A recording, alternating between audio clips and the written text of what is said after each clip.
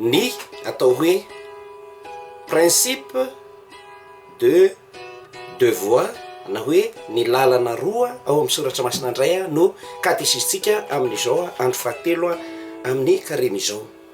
Misy soratra masina vitsivitsy ary reto hoentiko manazava an'izany ataontsika hoe safidim-piainana anankiroa ao amin'ny soratra masina izany. Any amin'ny testamenta taloha, any amin'ny bokin'ny Deutéronome toko fahatelopolo manomboka amin'ny 1:5 hovakitsika zany anazavana an'izay hoe misy lalana anankiroa eo amin'ny fiainantsika olombelona. Avy hatrany dia hovakitsika ny lahatsoratra. Indro ataoko eo anoloanao androany ny fiainana sy ny tsara, ny fahafatesana sy ny ratsy. Tamin'ny nandidiko anao androany ho tian'ny Tompo Andriamanitra ao sy handeha amin'ny lalany ary hitandrina ny didy aman-dalany mba amin'ny fitsipiny. Mba ho velona ianao sy hamaro ary hiambin'ny Tompo Andriamanitra ao any amin'ny tany efa hidiranao mba hanananao azy. Fa raha mivily kosa amin'ny fonao ka tsy haino anao fa mety hotariana akoka amin'Andriamanitra hafa sy hanompo azy, dia ambarako anareo dia ny ankehitriny fa ho ringana tokoa ianareo tsy ho lava andro any amin'ny tany efa hidiranao hanananao azy rehefa tafiditra ny Jordany ianao. Miantso ny tany aman-danitra ho vavolombelona aminareo aho anio, fa ataoko eo anoloanao ny fiainana sy ny fahafatesana, ny sodrano sy ny ozona, kofidio ary ny fiainana mba ho velona ianao sy ny taranakao amin'ny fitiavana ny Tompo Andriamanitra ao sy fiainona amin'ny feony ary firaketana aminy, fa izany no fiainanao sy andro lava honenanao any amin'ny tany efa nianian'ny Tompo homena ny Abrahama sy Isaka ary Jakoba razanao.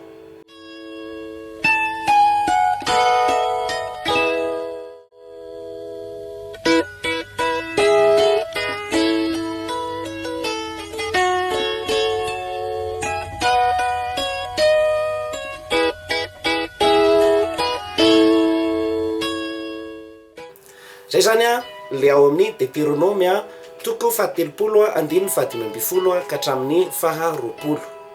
Raha fehezina dia hoe misy safidy anankiroa apetrak'Andriamanitra eo anoloantsika. Anjarantsika no misafidy, fa Andriamanitra dia milaza fotsiny hoe eo anoloanao ny fahavelomana sy ny fiainana, dia eo anoloanao koa ny fahafatesana sy ny ozona sy ny sisa. Fa Andriamanitra mampirisika hoe fidionareo ary ny fiainana, satria raha misafidy ny fiainana ianao dia ho velona, raha misafidy ny fahafatesana moa ianao dia safidinao ny ianao.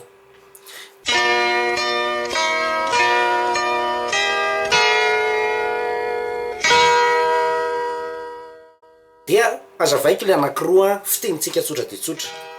Ny atao hoe lalan'ny fiainana, lalana anankiray izay dia hoe ianao vonona hitian'Andriamanitra, vonona hakatony didiny ary vonona hiaina araka ny fahamarinana.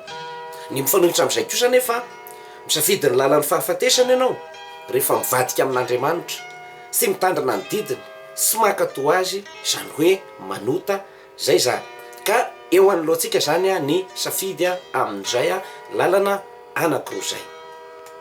Mbola ao anatin'izay hoe lalana anankiroa zay principe de devoir, lalana anankiroa dia ianao misafidy na ho ato maneho an'izay ihany koa ny salamo voalohany. Dia andeo vakiko aminao indray ny salamo voalohany izay. Sambatra ny olona tsy mandeha amin'ny fisainany tsy mpivavaka, tsy mijanona amin'ny lalan'ny mpanota ary tsy mipetraka miaraka amin'ny mpaniratsira, fa ny lalan'ny Tompo no ifaliny sady saitsainy andro aman'alina. Tahaka ny azo nambolena eo amoron'ny rano velona izy, ka ny voany tonga amin'ny fotoany, ny raviny tsy mba malazo, ny ataony rehetra vanina avokoa. Tsy mba toy izany ny tsy mpivavaka, toy ny akofafao indrivotra izy, ka tsy hatsangana amin'ny andron'ny fitsarana ny tsy mpivavaka na eo amin'ny fiangonan'ny olo-marina mpanota, satria ny lalan'ny marina fantatry ny Tompo, fa ny lalan'ny mpanota mitarika ao amin'ny fahaverezana. Zay le salamo.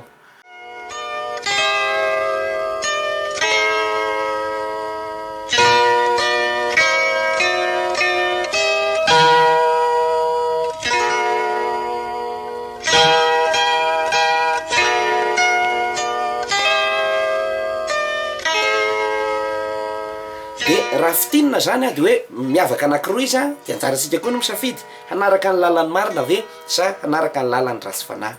Ny lalan'ny marina dia zao, le olona miaina fahamarinana dia hoe sanandro izy dia mandinika foana ny lalan'Andriamanitra, inona reny mahafaly an'Andriamanitra, inona reny sitraky ny Tompo dia izay no entiny mitondra ny fiainany rehetrarehetra.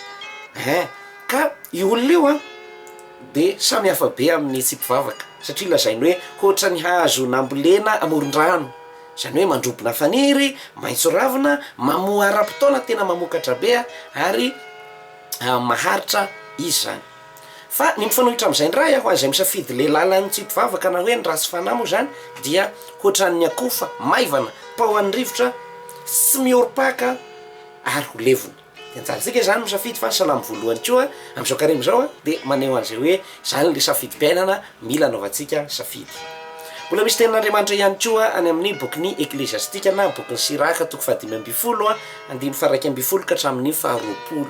Izao ny voalaza ao le hoe sisy olona efa nalahitr'Andriamanitra ho mpakahala fivavahana, ho olon-dratsy sy sisa, fa ozy izy hoe napetrako eo anoloanao ny afo sy ny rano ka atsory amin'izay tianao ny tananao.